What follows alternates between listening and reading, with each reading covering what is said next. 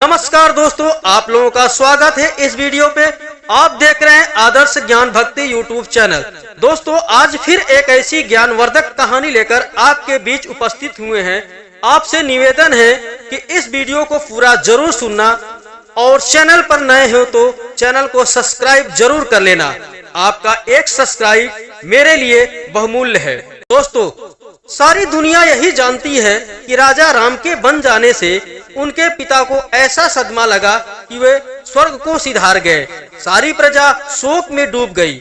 लक्ष्मण जी ने भाई के साथ जाते जाते अपनी पत्नी के आंसू भी लेकर चले गए, क्योंकि बन जाते समय लक्ष्मण जी ने अपनी पत्नी उर्मिला से यह वचन लिया था कि जाते वक्त मैं आपकी आंखों में आंसू नहीं देखना चाहता हूँ। और इसी के साथ लक्ष्मण जी ने निद्रा देवी से विनती की थी कि उनके हिस्से की निद्रा को उनकी पत्नी उर्मिला को दे दिया जाए।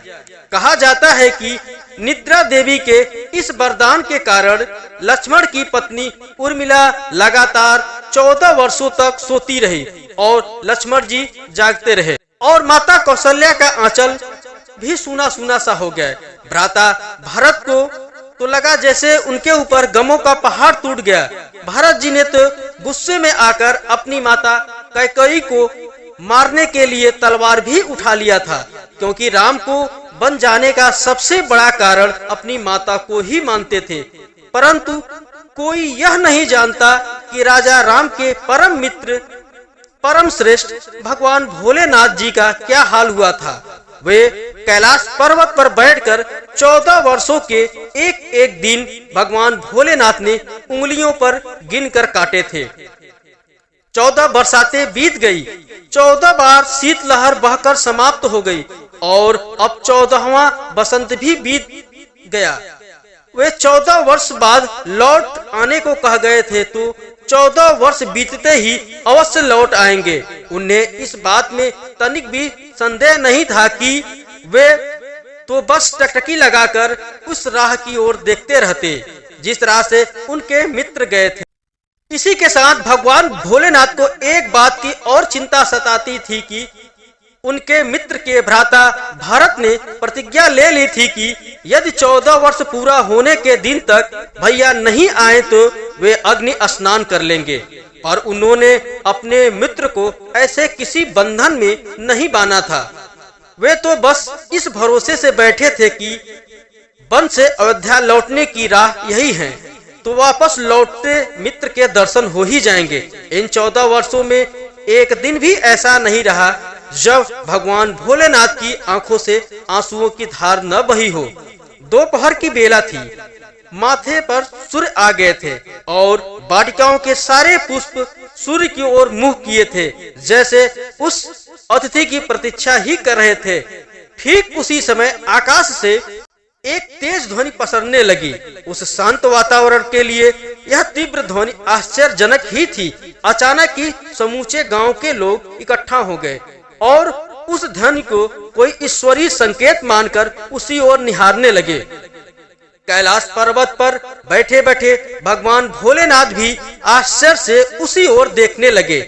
ठीक उसी समय अनायास ही सबकी आंखों से जल बहने लगा। सबके रोंगटे खड़े हो गए, सबका हृदय धड़कने लगा। भीड़ बीच में खड़े निषाद राज की दृष्टि वृक्षों के पीछे से सामने आते विमान पर पड़ी। वे आश्चर्य में डूबे उस पुष्पों से सजे अद्भुत विमान को निहारने लगे। अचानक उनके मुख से निकला, अरे अरे, ये तो हमारे प्रभु हैं। राम प्रभु के आने का समाचार सुनते ही भगवान भोलेनाथ को खुशी का ठिकाना न रहा। प्रेमवश उनकी आंखों से आंसुओं की धार निकल पड़ी। 14 वर्ष बाद अपने मित्र को देखने पर उनका मन हर्षित हो गया और बिना पल के झपकाए उनकी ओर देखते ही रह गए। उधर निषाद राज चिल्ला चिल्ला कर कहने लगा, हमारे प्रभु आ गए, अयोध्या के दिन फिर आ गए भाइयों, हमारे प्रभु आ गए, श्री राम आ गए, मैया आ गई, भैया लखन आ गए। सारे वनवासी खुशी से झूम उठे। पूरी भीड़ एक साथ बिहल हो गई और 14 वर्षों की प्रतीक्षा पूरी हुई।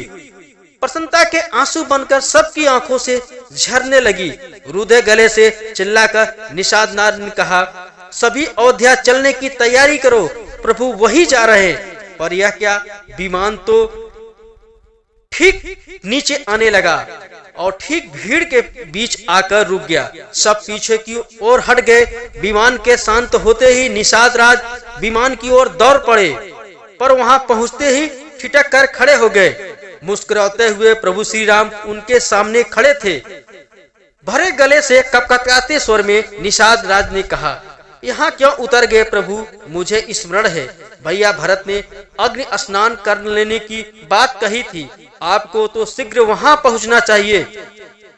हम सब तो आपके पीछे पीछे दौड़ने ही जा रहे थे।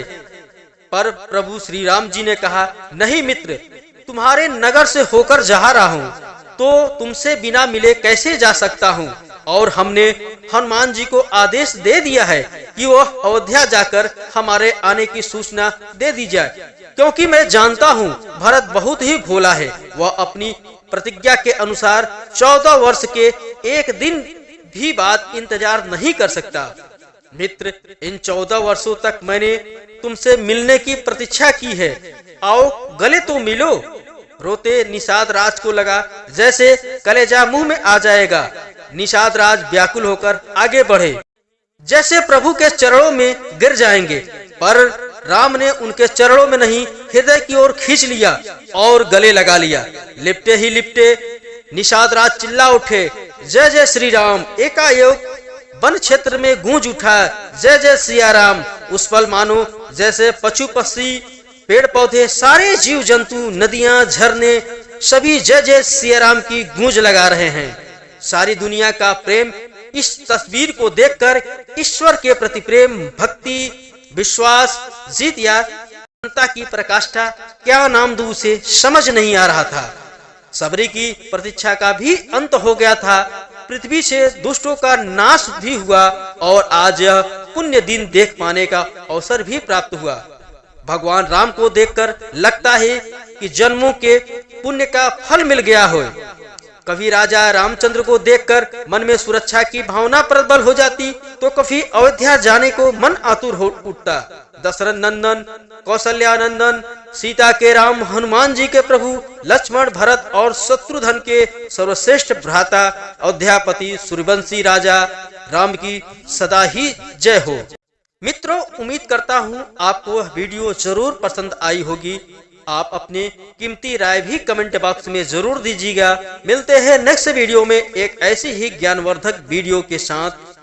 और चैनल पर नए हो तो लाइक और सब्सक्राइब जरूर कर लेना। मित्रों, आपका एक सब्सक्राइब मेरे लिए बहुत ही बहुमूल्य है। जय जय सिया राम, जय जय हनुमान।